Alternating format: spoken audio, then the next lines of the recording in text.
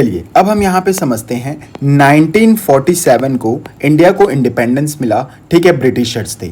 अब यहाँ पे क्या हुआ, जब इंडिया को इंडिपेंडेंस मिला ब्रिटिशर्स से, 200 साल तक हमने जो है गुलामी की थी, किसकी, ब्रिटिशर्स की। तो यहाँ पे हमारा जो कंट्री का इकोनॉमिक ग्रोथ था वो क्या हो गया था, इकोनॉमिक ग्रोथ एकदम लो हो गया था, स्टैग्नेंट हो गया था, यानी कि बहुत ही कम ग्रोथ थी।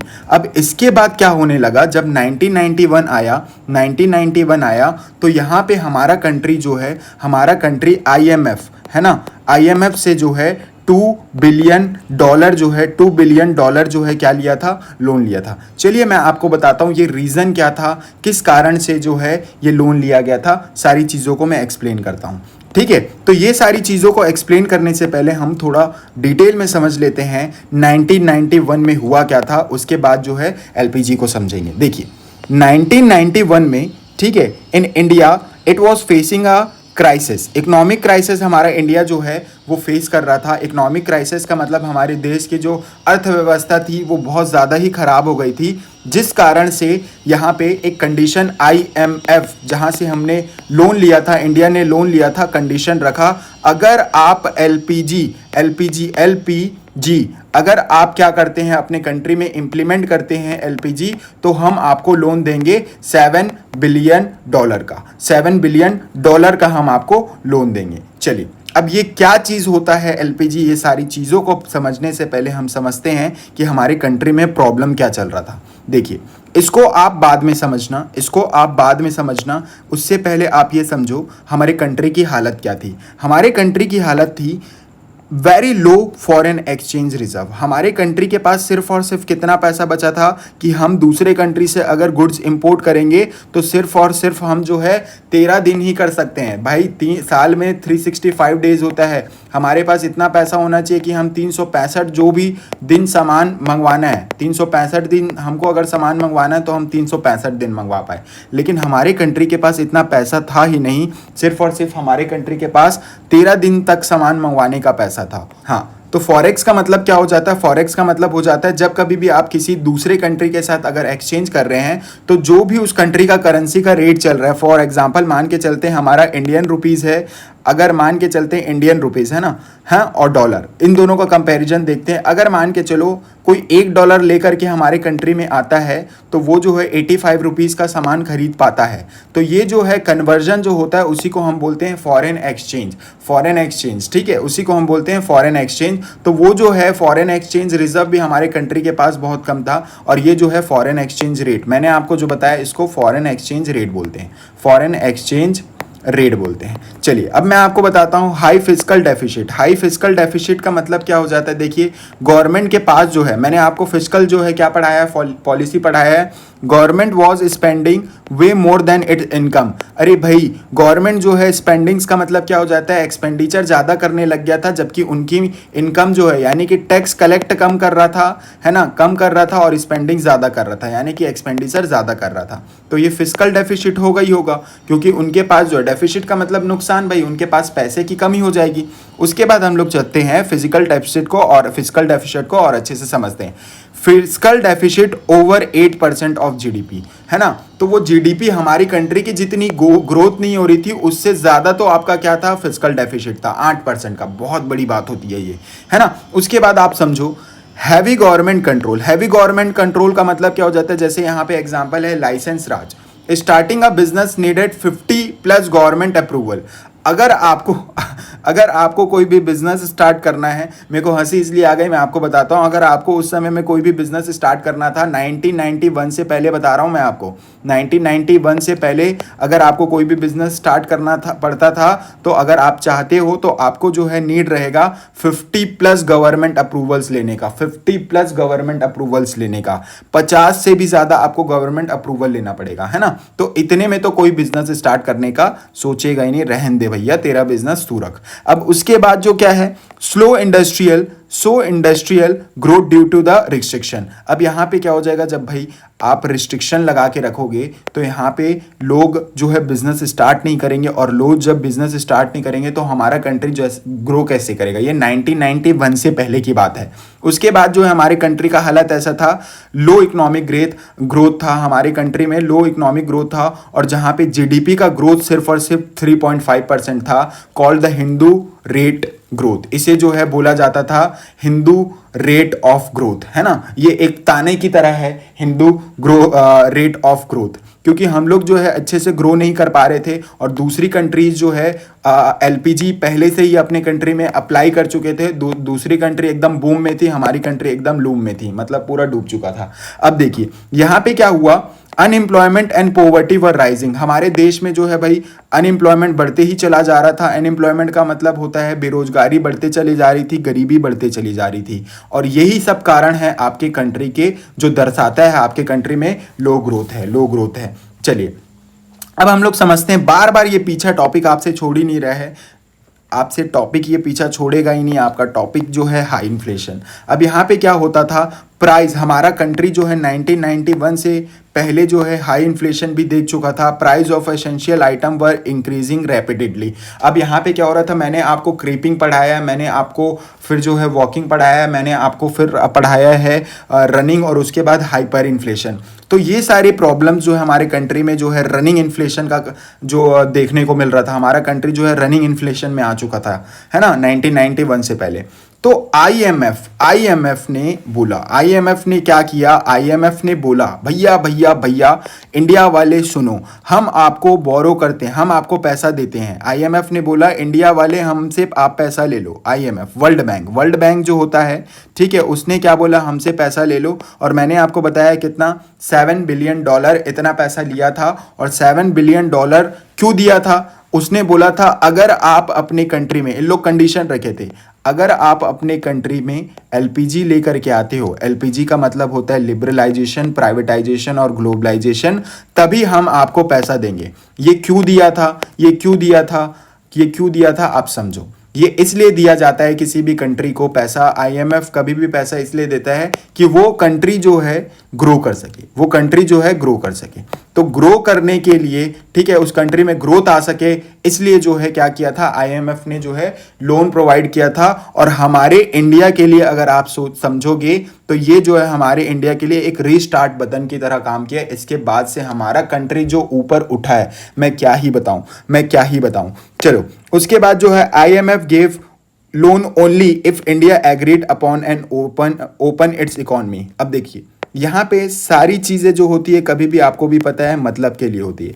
अगर इंडिया ओपन इकोनॉमी बन जाएगा, ओपन इकोनॉमी का ब्रदर मतलब क्या होता है समझो। अभी इंडिया जो भी सामान बनाता है, तो मन की आंखों से देखो ये इंडिया है, मन की आंखों से देखो इंडिया है, तो जो भी सामान बनाता है ना, तो वो अपने ही कंट्री में बेचता है, वो अपने कंट्री में ही बेचता है। किसी भी दूसरे फॉरेन कंट्री में क्या नहीं करता, एक्सपोर्ट नहीं करता, किसी भी दूसरे कंट्री में एक्सपोर्ट नहीं करता।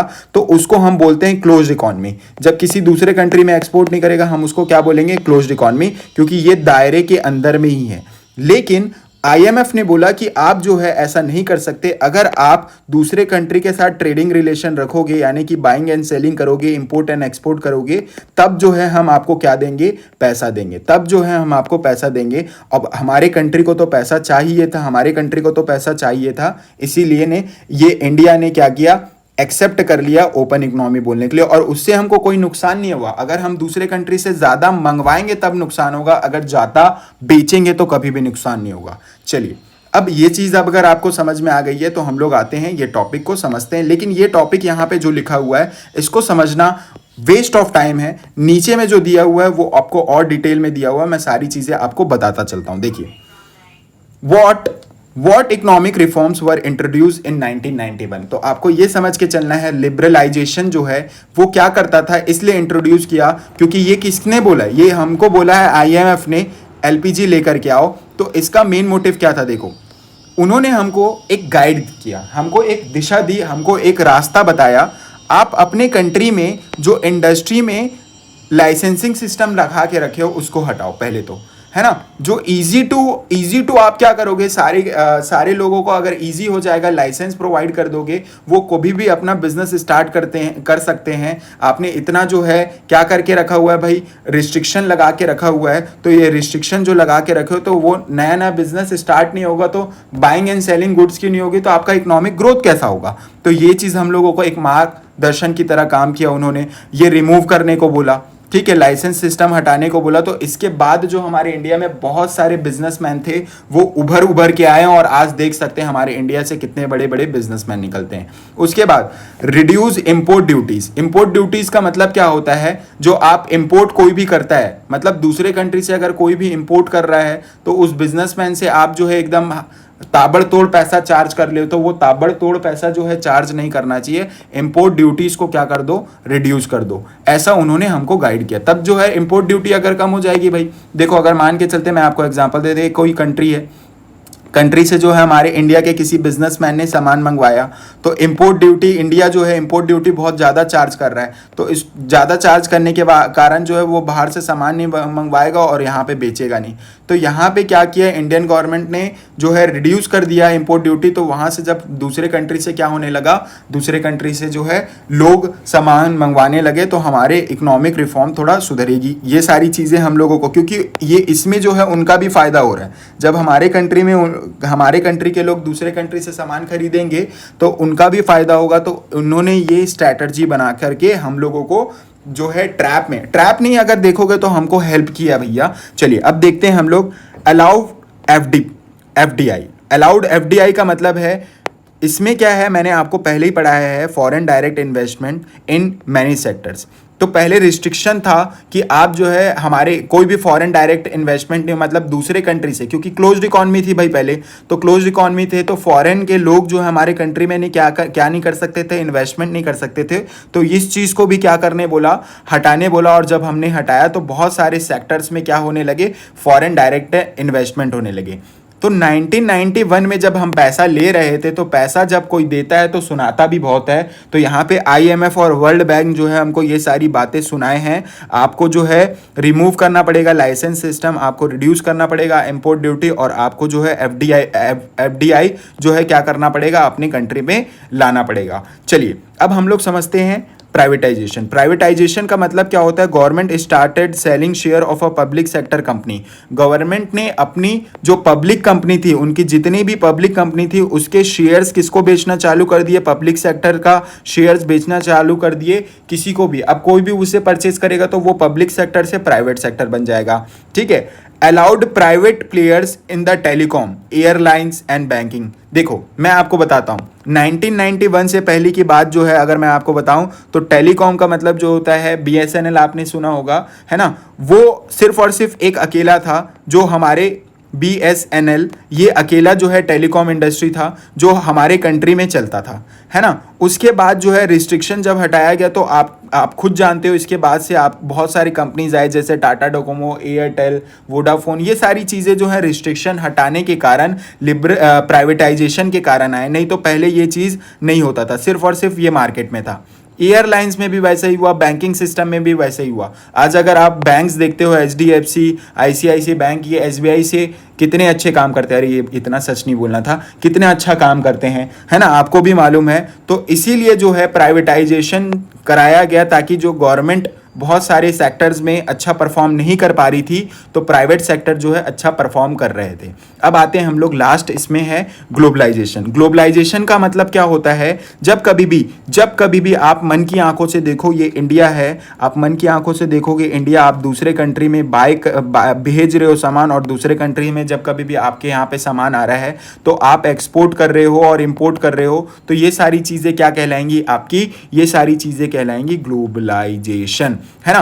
तो यहाँ पे क्या हुआ, allowed foreign companies to enter into Indian market. आप क्या कर रहे थे, फॉरेन कंट्रीज के जो है फॉरेन कंपनीज को आप अपने कंट्री में क्या कर रहे थे, बुला रहे थे कि आप जो है हमारे कंट्री में जो है बिजनेस कर सकते हो।